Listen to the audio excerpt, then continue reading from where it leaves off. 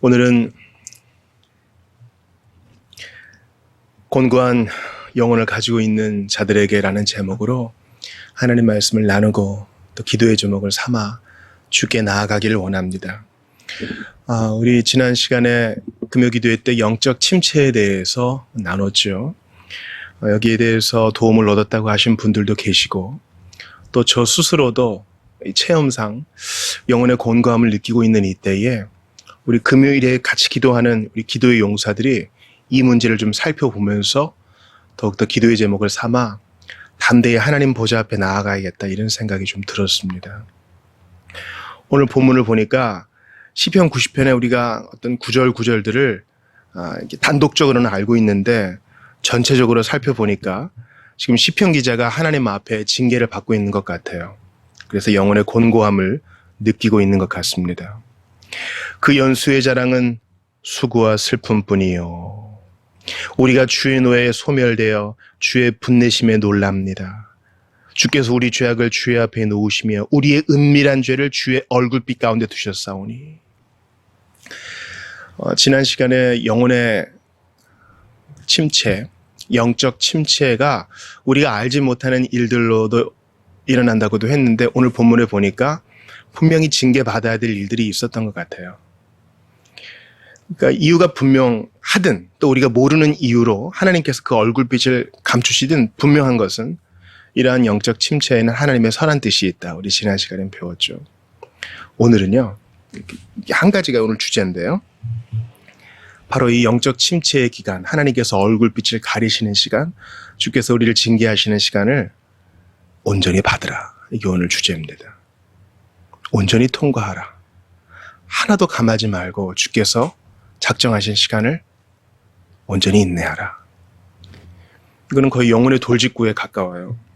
저의 성품상 또 지난 10년의 목회 기간 동안 저는 성도들을 많이 위로하느라 정신이 없었던 것 같아요. 제자로 삼아야 되는데 이런 영혼의 돌직구를 던질 용기도 없었고 준비도 안 돼 있었던 것 같습니다. 그런데 저 자신이 살기 위해서라도 또 사람에게는 판단을 받을지 모르나 주님께는 칭찬을 받기 위해서라도 이 부분을 꼭 다루어야 한다고 저는 느꼈습니다. 우리를 괴롭게 하신 날수대로와 우리가 화를 당한 연수대로 우리를 기쁘게 하소서. 제가 주목한 것은 이 연수, 날수, 이 기간입니다. 여러분, 하나님의 작정의 손에서 나오는 것은요, 하나도 버릴 게 없어요.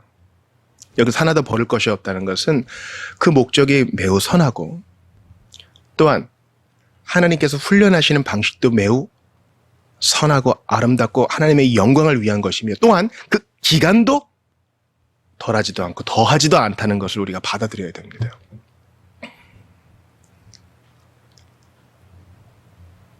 주께서 침체의 방법을 통해서 얼굴빛을 가리시는 방법을 통해서 우리를 누르시는 방법을 통해서 징계를 통해서 우리를 훈련시키시고 우리를 교훈하시고 우리를 자라게 하실 때 그 연수, 정하신 때가 있어요. 우리 너무 괴로워서 좀 당겨달라고 좀 줄여달라고 기도하지만 하나님께서는요.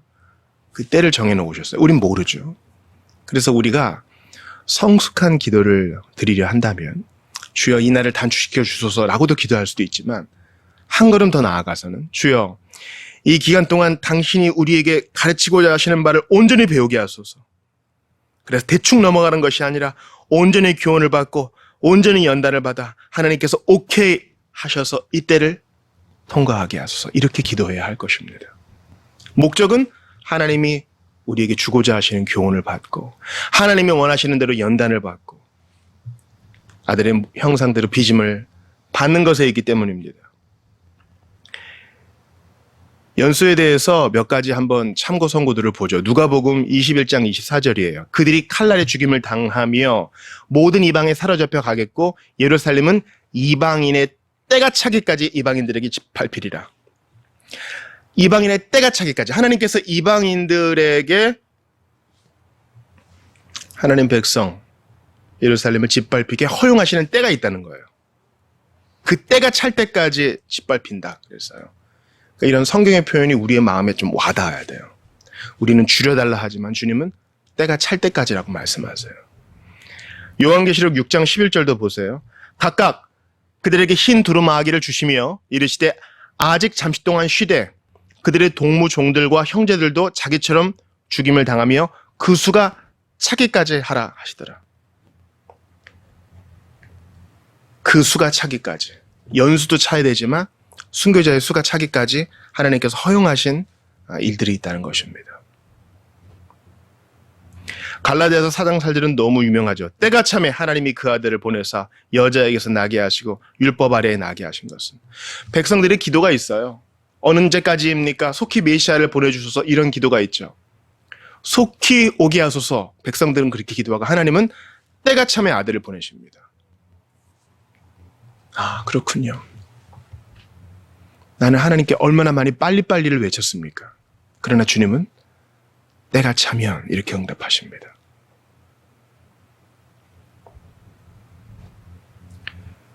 가데스 바네아에서 범죄한 이스라엘 백성들을 보세요.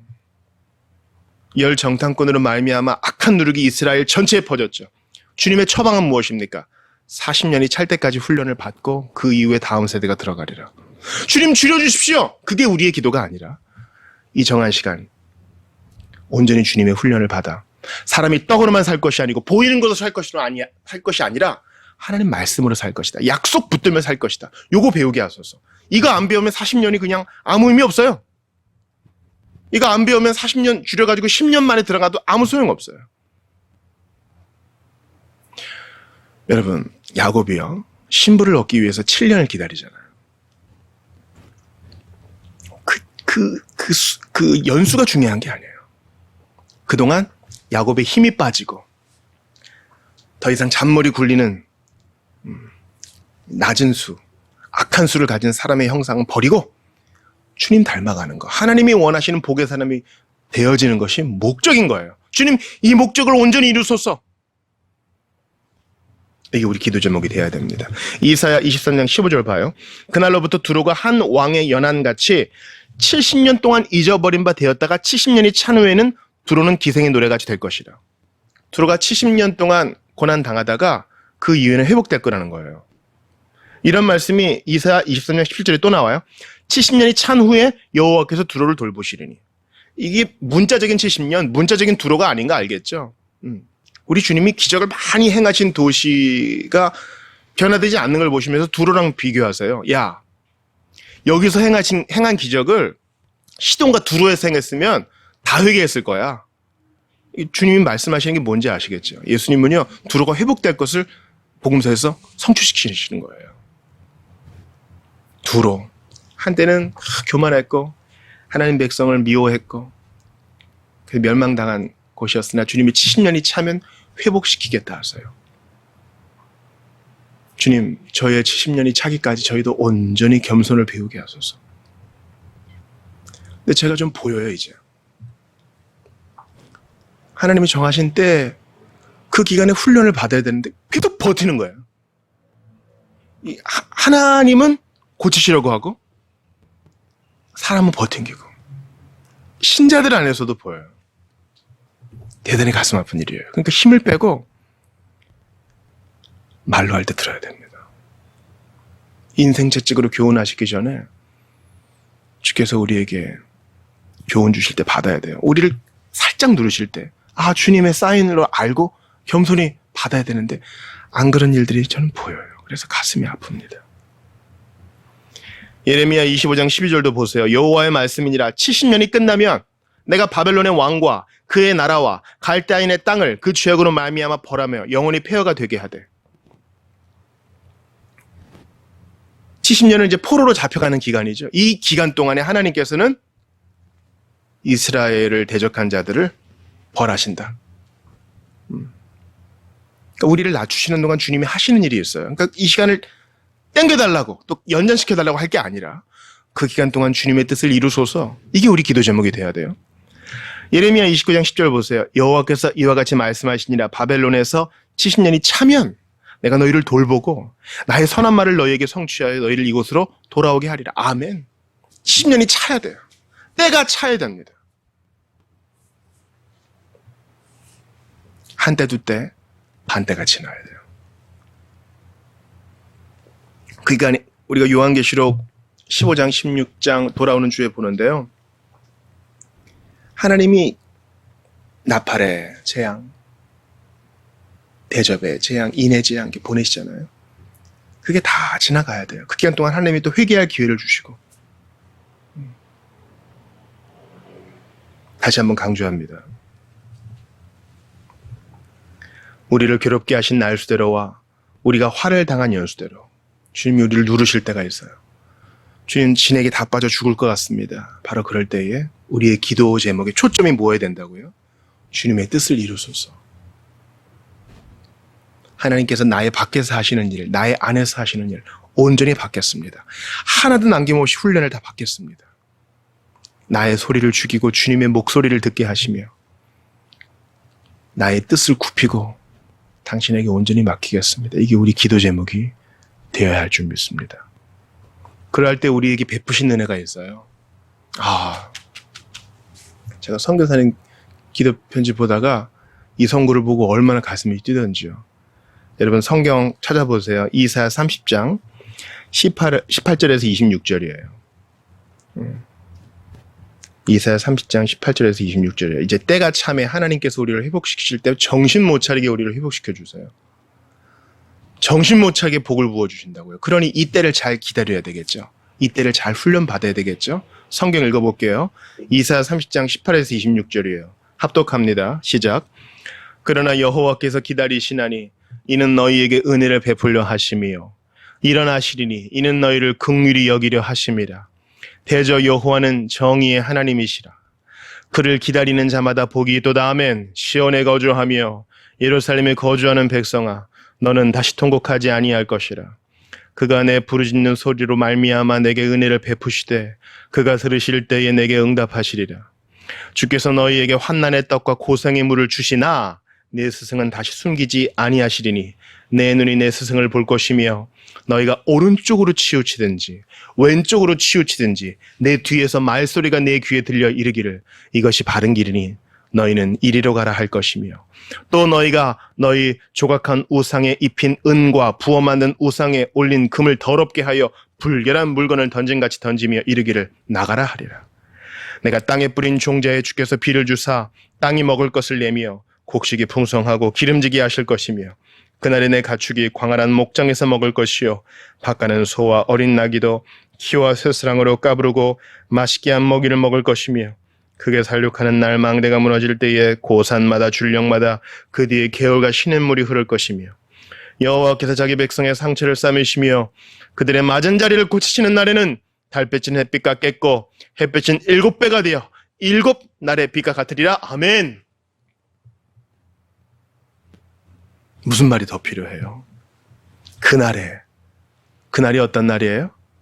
우리를 누르시는 날이 끝나고 우리에게 작정하신 시련의 날이 끝나고 우리를 징계하시는 날이 끝나고 우리에게 교훈 주시고자 그 얼굴빛을 감추시는 날이 끝나고 우리의 70년, 우리의 광야 40년이 바로 끝나는 날 주께서 잘하였도다.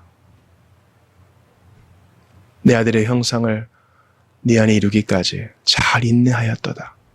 주께서 우리에게 견딜 수 없이 부어주시는 복을 생각하며 이 광야의 기간을 잘 인내해 가시는 여러분들 되시기를 주의 이름으로 축원합니다. 오른쪽으로 치우치든지 왼쪽으로 치우치든지 우리 뒤에서 말소리가 들려 이르기를 이것이 바른 길이니 주님이 인정해 주셔요. 거기 거룩한 그 길에 검은 구름 없으니 낮과 같이 맑고 밝은 거룩한 길 다니리. 주께서 우리에게 대로를 열어주실 거예요. 그러니 지금 인내하지 않을 이유가 없습니다.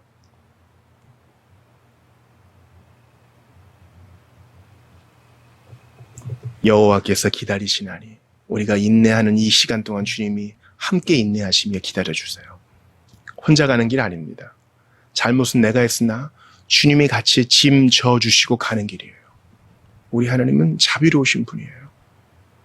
우리는 범죄했을지라도 예수 십자가 붙들고 그 보혈 붙들고 나아가면 자녀를 징계하실지언정 버리지는 않으세요.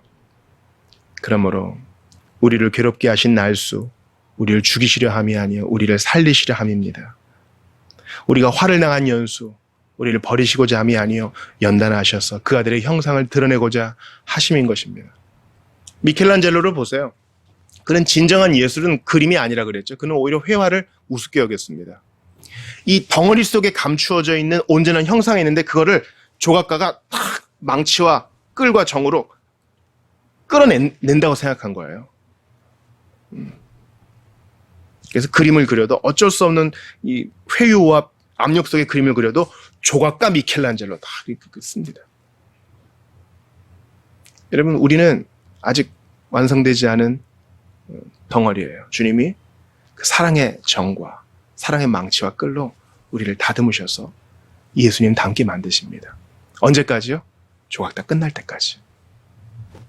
주님의 손에 온전히 내 자신을 맡기면서 조금도 두려워하지 말고 믿음으로 이 시간을 인내해 나가시는 여러분들 다 되시기를. 때가 찰 때까지 인내해 나가시는.